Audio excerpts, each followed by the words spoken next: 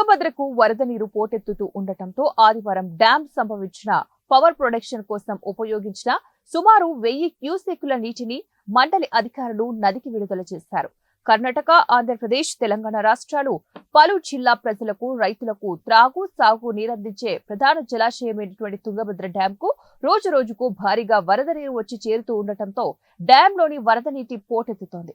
Dam ఎగువ ఉన్నటువంటి శివమొగ్గ, మొరహల్లా, తీర్థహల్లి, శృంగేరి, ఆరుంపే, మంగళూరు తదితర ఉత్తర కన్నడ, దక్షిణ కన్నడ పలు ప్రాంతాలలో కురుస్తున్న భారీ వర్షాలకు వరద నీరు భారీగా వచ్చి చేరింది. ప్రస్తుతం డ్యాంలోకి నీటి మట్టం 1624.41 అడుగులకు చేరుకోవడంతో డ్యాం పూర్తిగా నిండేందుకు కేవలం 2 అడుగులు మాత్రమే మిగిలి ఉంది.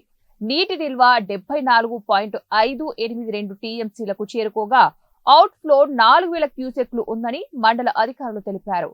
ఎగువ నుంచి వరద మరింత పెరిగే సూచనలు ఉన్నాయని, ఏ సమయంలో అయినా కూడా డ్యాంకు సంబంధించి క్రస్ట్ గేట్లను కూడా పైకెత్తి దిగువనకు నీటిని విడుదల చేసే అవకాశం ఉండటంతో లోతట్టు ప్రాంతాలలో ప్రజలు అప్రమత్తంగా ఉండాలని మండల అధికారులు హెచ్చరికలు జారీ చేశారు.